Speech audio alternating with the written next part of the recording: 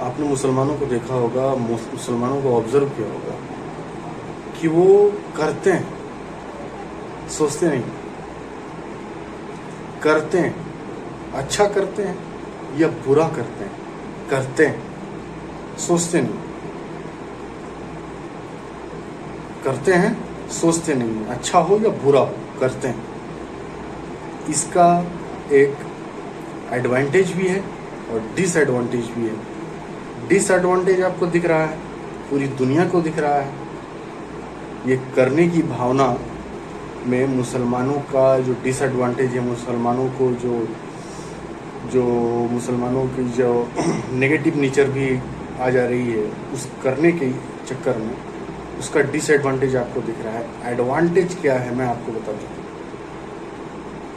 Advantage एक बहुत बड़ा डेप्थ में जाइएगा तो आपको समझ में आएगा। ये करने की फिलॉसफी, ये करने की मानसिकता मुसलमानों में क्यों उत्पन्न हुई, इसका कारण क्या है।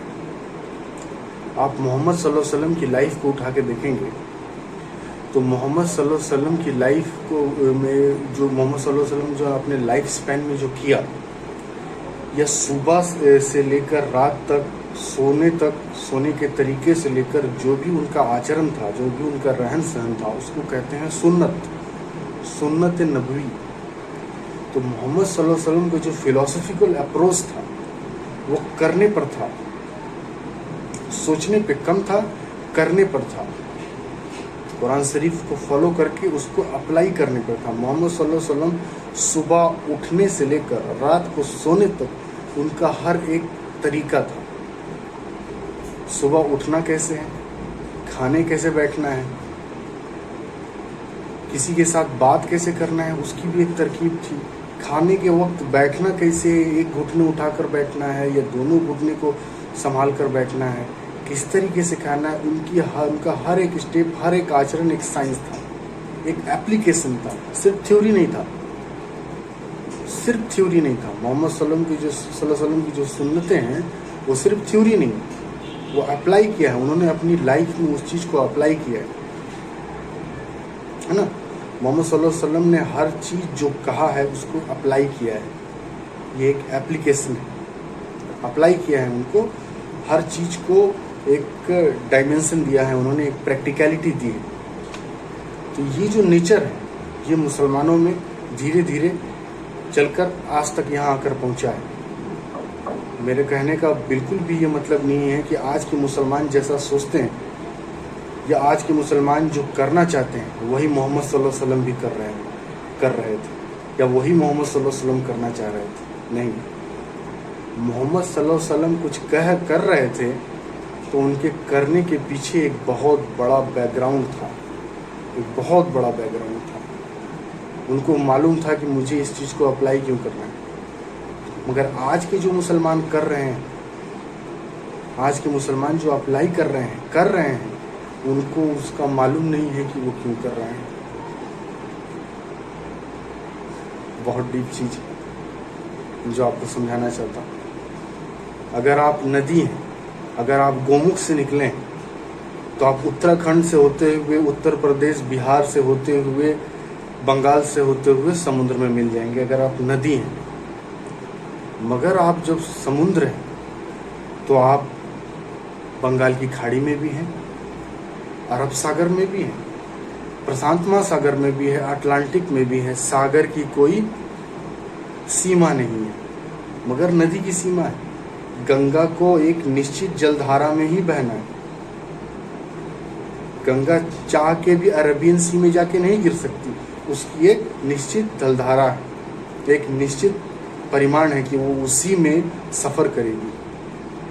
उससे वो गंगा चाहेगी तो ये मध्य प्रदेश में इंटर नहीं कर सकती या महाराष्ट्र में इंटर नहीं कर सकती, लेकिन सागर चाहेगा तो वो अरेबियन सागर में भी है, वही बे ऑफ बंगाल में भी है, वही पैसिफिक ओशियन में, वही अटलांटिक महासागर में।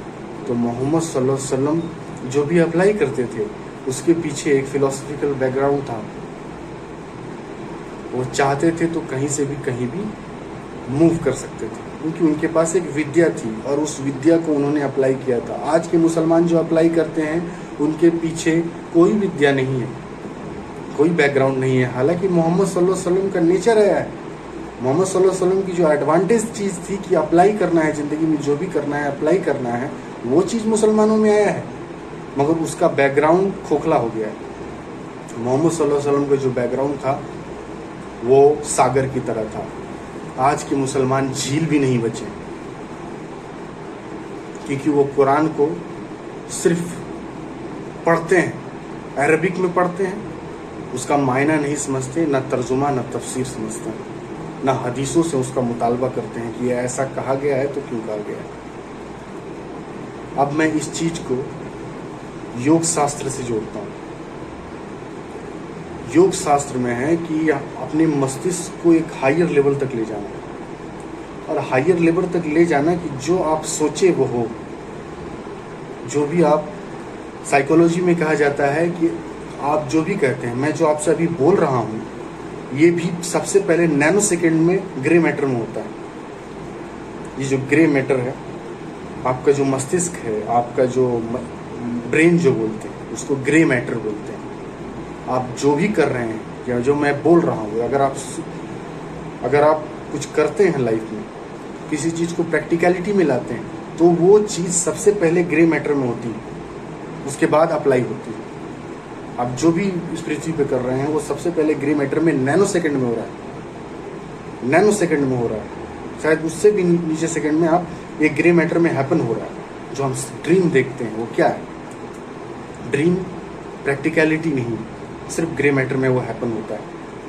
तो जो ग्रे मैटर में नैनो सेकंड में होता है वही हम अप्लाई करते हैं। जो भी हम अप्लाई करते हैं वो सबसे पहले ग्रे मैटर में होता है। तो ओशो की एक भावना थी कि अपने आप को ऐसा बनाओ कि जो सोचो वही करो। जो सोचो, तुम्हारा जो नैनो सेकंड जो सोचने में बर्बाद हो रहा है, वो चीज़ तुम्हारा अप्लाई हो। तुम तभी सोचो जब तुम्हें करना हो, और जब कुछ नहीं करना हो तो नहीं सोचो। ये योग की एक बहुत बड़ी पराकाष्ठा है। गौतम बुद्ध किसी नदी के किनारे खड़े थे और गौतम बुद्ध सोचे कि मैं उस नदी के उस पार हूं, और वो उस पार चले गए। सोच की ताकत। हम लोग कोई भी चीज करने जाते हैं तो उसके बारे में लाख बार सोचते हैं, उसके बाद उसको अप्लाई करते हैं, है ना। कोई भी चीज करते हैं उसको लाख बार सोच के उसके बाद अप्लाई करते हैं। तो अपने मस्तिष्क को इतना एग्जैक्ट बना लिया जाए कि जो सोचो वही करो। आपकी एक जरा सा भी समय और जरा सा भी एनर्जी किसी चीज को तौलने में बर्बाद ना हो। ये जो डायमेंशन ऑफ लाइफ है, ये भी एक स्वप्न की तरह है। प्लूटो ने कहा, प्लूटोनिक थ्योरी पढ़ेंगे तो ये हम कहीं और हैं और हम स्वप्न देख रहे हैं। अष्टावक्र भी कहते हैं कि हम जो सोचते हैं वही हैं। अष्टावक्र का कहना है कि हम सोच रहे हैं कि हम शरीर हैं, इसीलिए हम शरीर हैं। जिस दिन हम ये सोचना बंद कर देंगे कि हम शरीर नहीं हैं, हम शरीर से बाहर निकल जाएंगे। भीष्म पितामह को यह वरदान था ना कि वो जब चाहे शरीर को छोड़ दें। ये कैसे हो सकता है? ये वही मेंटल कैपेबिलिटी से हो सकता है। तो एडवांटेज इस्लाम का दिख रहा है आपको, डिसएडवांटेज आपको दिख रहा है। मगर मोहम्मद सल्लल्लाहु अलैहि वसल्लम जो चीज़ को फिलोसफिकल बैकग्राउंड में लाना चाह रहे थे, मोहम्मद सल्लल्लाहु अलैहि वसल्लम जो करना चाह रहे थे, उसका एक एडवांटेज था। मुसलमानों को उग्र बनाने के पीछे एक एडवांटेज था, जो अभी डिसएडवांटेज में हो गया, क्योंकि मुसलमानों ने अपना बेस छोड़ दिया है। मोहम्मद सल्लल्लाहु अलैहि वसल्लम के पास वो बेस था। मोहम्मद सल्लल्लाहु अलैहि वसल्लम के पास उतनी नॉलेज थी जिसको उन्होंने बयान नहीं किया। जो हदीसों में है, जो कुरान शरीफ में अल्लाह के द्वारा आ गया है, जरूरी नहीं है कि मोहम्मद सल्लल्लाहु अलैहि वसल्लम का जो ज्ञान था उतना ही था।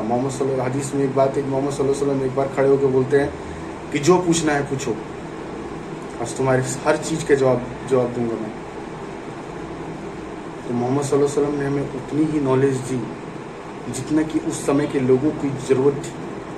एक KG1 के बच्चे को ग्रेजुएशन का नॉलेज नहीं दिया जा सकता, ग्रेजुएशन का सिलेबस नहीं पढ़ाया जा सकता। मोहम्मद सल्लल्लाहु अलैहि वसल्लम के पास ग्रेजुएशन, एमए और पीएचडी टाइप की नॉलेज थी, मगर उन्होंने उतना ही दिया जितना उस समय के लोगों को ज़रूरत थी। और उन्होंने जो नॉलेज दिया उतने को ही अगर मुतालबा कर लें, हम लोग मुसलमान अगर मुतालबा कर लें, उसको पढ़ लें, उससे अपना बेस बना लें, तो हम मुक्त हो सकते हैं। ये जीवन की जितनी भी बाधाएं हैं, इससे मुक्त हो सकते हैं। जिस चीज़ को मोहम्मद सल्लल्लाहु अलैहि वसल्लम के जिस फिलॉसफी को हमने नेगेटिव में तब्दील किया है, उसको पॉजिटिव में तब्दील कर सकते हैं।